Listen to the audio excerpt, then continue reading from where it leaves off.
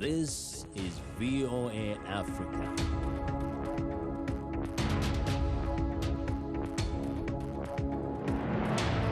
Hello, I'm Esther Gito-Yort. It's Thursday, May 6th. Welcome to Africa 54. A two-day state visit to Kenya by Tanzanian President Samia Suluhu Hassan has begun to pay off, with Kenya's President Uhuru Kenyatta ordering his officials to clear a standoff at the borders to allow goods to be ferried between the two countries. However, the highlight of her visit was her address to Kenyan lawmakers. I spoke to VOA Swahili Service reporter Kennedy Wandera, who began by explaining President Hassan's message to Kenyan parliamentarians. Parliamentarians have a duty to implement and help the governments to implement the commitments that have been made in this particular talk. And the key of this is that they have the power to ratify the protocols that have been agreed between President Samia Suluhu and President Uhuru Kenyatta. There was talk about renewed relationship between the two countries. What should each country expect from the other moving forward? The two presidents insisted on having a joint commission, a commission that is going to look at the restrictions that have been there, the challenges that have been there. And the essence of doing this is to ensure that there is unhindered access of goods from Tanzania to Kenya and vice versa. And Ken, I heard a little excerpt of her speech, and she spoke entirely in Kiswahili language, but with deeper meaning for Kenya's lawmakers and Kenyans. How do you sum it up, Ken?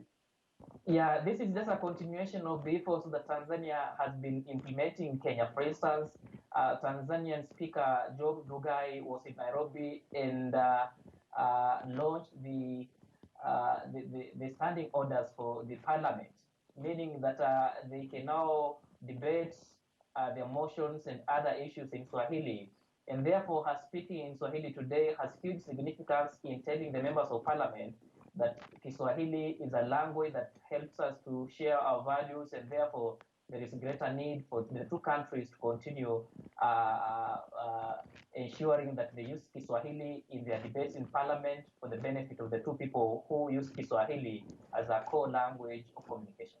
And what did you take from her remarks about Kenya's constitution being written in Kiswahili, and how did Kenyan lawmakers react to that? The lawmakers were so happy to hear this because it is very critical, because there have been challenges of government implementing its policies, and sometimes the government may communicate a certain policy, but the people on the ground will not be able to understand what the government is trying to inform the public, and therefore it's very important that Swahili is used to connect the people in the villages and connect the people at the top government levels. You've spoken to several women there in Nairobi, including young women. What did her presence in Kenya bring to the women of that country? Women are so much upbeat about Samia Suluhu coming to Nairobi, and they say that this is a testament that a woman can.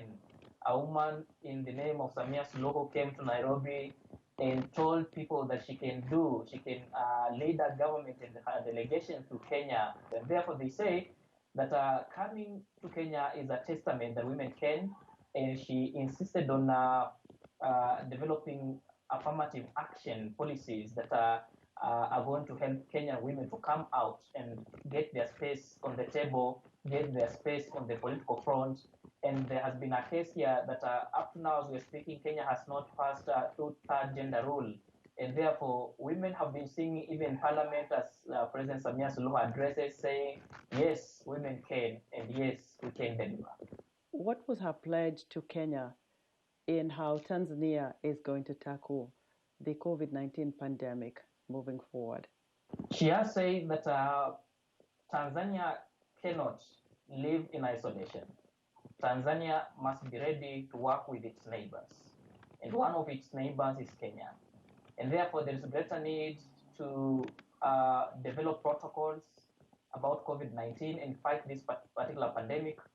And the two governments must work hand in hand to ensure that safety and precautionary hygiene measures are followed. How did the two presidents address security issues? On the Kenyan side, Kenya has been battling Al-Shabaab, and on the Tanzanian side, they've been battling insurgents from Mozambique.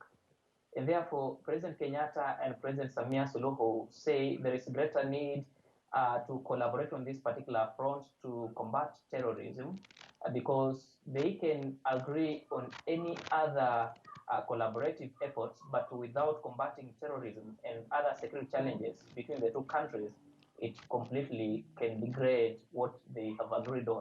What is President Samia taking back home from Kenya? President Samia Suluhu says Nairobi has really uh, elevated her stature, and she says that she's very proud of Kenya. And just addressing the Kenyan parliament is a huge honor because this is the second president from the United Republic of Tanzania who has addressed Kenyan parliament. And for this case, she has addressed a joint session of Kenya parliament, that is the Senate and the National Assembly. And therefore, she's getting back home and saying that yes, her successful trip to Nairobi has happened, and therefore it's time now to get back to work.